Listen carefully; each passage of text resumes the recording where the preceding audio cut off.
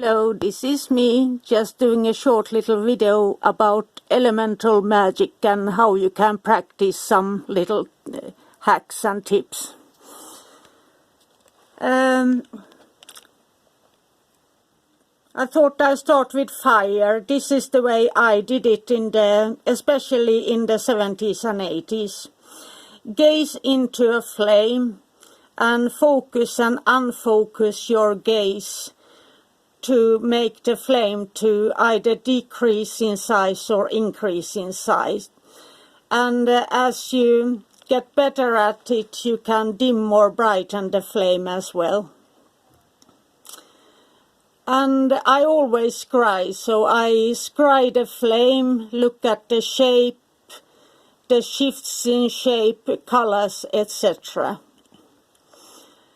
And I have a little bit different way of making an energy ball, but I present the common way, and that is rub your palms together until you feel the heat, and then when you feel the heat building up there, you can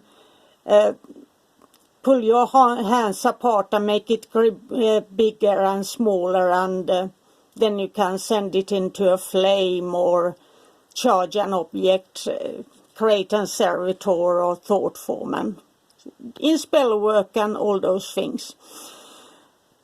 But I don't. That don't work for me. So I always blow gently on in my palms of my hands, or I tickle my palms with a feather.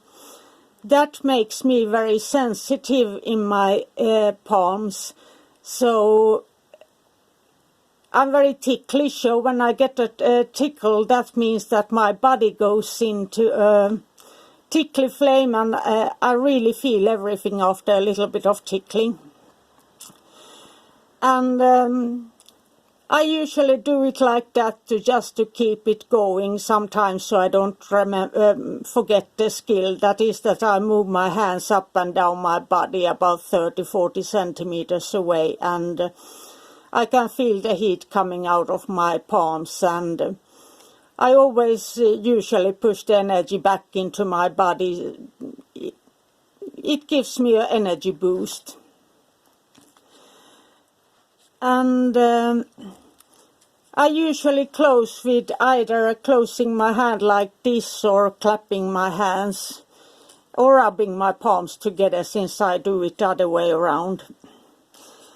And you can use the energy ball method in any type of magic, from servitors to healing, thought form, spell, when you make a petition. And then we come to water. Scry into a bowl, and then you can practice this. Can you talk to the water to create a ripple on the surface, or a spiraling move, or willing it to move? And the water always helps you to connect to the spiritual realm. And since I suffer from bad migraines, that's the days when I can't really speak well, I forget words and so on.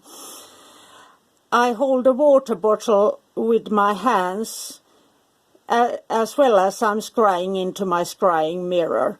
And that always boosts my scrying abilities, even if I suffer from a really bad migraine that day. And then there is this alternative that I created for my friend. And this is, we filled a bowl with unclean water, or I took it from a pond, stream, or a puddle. And it has insects and bacteria within it. So we put it in a bowl, and since there is life within that water, there is a small movement, and with a little bit of fantasy he also couldn't visualize. So with a little bit of fantasy there, he could feel that he was moving the water, so that took him over the hump of seeing it with your mind's eye or third eye or something. He did this with open eyes, and it worked. And here's the dangerous part, that is floating or emerging yourself into water. And to do this you have to keep your ears underwater. And it is the easiest way to hear spirit communication and hear noises and sounds you never heard before. Especially in a lake or in a bathtub or in, what are they called, those water tank filled with salt water. And this can be a very terrifying experience. So practice it safely with the help of others, especially when you are doing that in a lake. There's been quite a lot of accidents that way, if people are floating and are half asleep meditating and then they get spooked and they might get cramp and so on.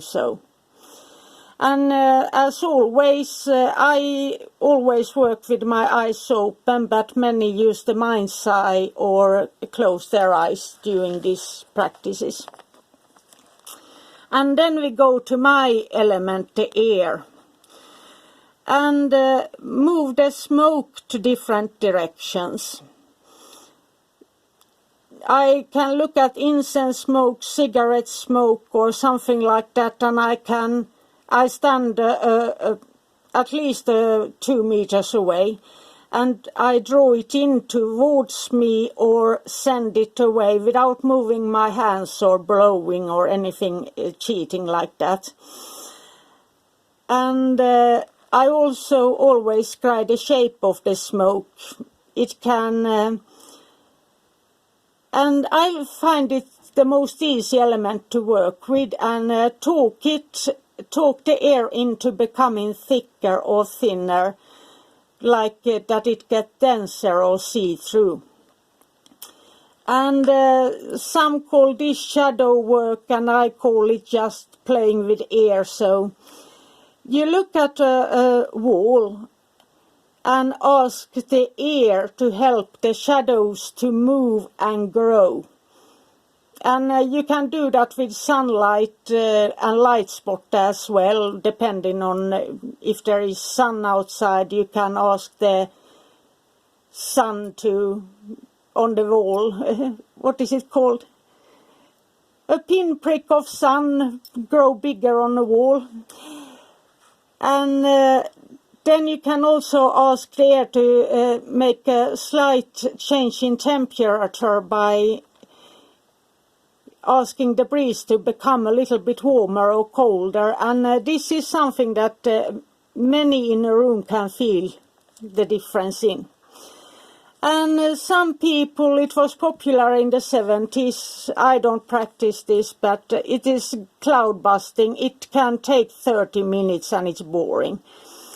And that is, you look at the cloud, focus heavily with laser eyes, if you say it like that, and then you will it into dissolving and let the light come through, or and in the end that it dissolves. And earth. I always use geomancy to connect, and using a bowl filled with soil, earth or salt is just fine when you are indoors. And you can draw different symbols or whatever you wish, just to touch and feel and sense the earth and get to know the earth. Is it heavy? Is it sandy? Is it clayey? And this is one method I always make others do. Use a potted plant, and then instead of looking at it, you can use a blindfold. Just touch the soil and feel, sense what it needs. Does it need nutrients, calcium or water? What does the plant want you to do through the earth? So that's something. And here's for those who cannot connect. Sometimes this makes it a lot easier. You take half and half soil and water, or earth and water, and mix it into a bowl so it gets like muddy. and water and earth work together, so it can give you a stronger sensation, so you can tap in that way. There is always a way to connect. We just have to try out different things. And then there's the common that always is down. Ground yourself with touching earth or eating something. And here's something that many gets spooked by when I suggest it. You can purify water with the earth. So if you are in nature and you don't have any clean water to drink, you can put earth into a water bottle, and it can help you to clear the water so that you can sip the water and drink. And this helps you to connect to the earth. So this was just some ideas on what I call natural magic.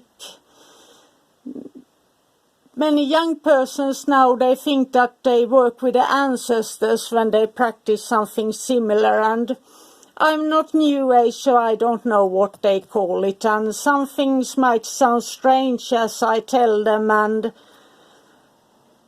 maybe some don't, so whatever the case, have a magical, magical day. Bye for now.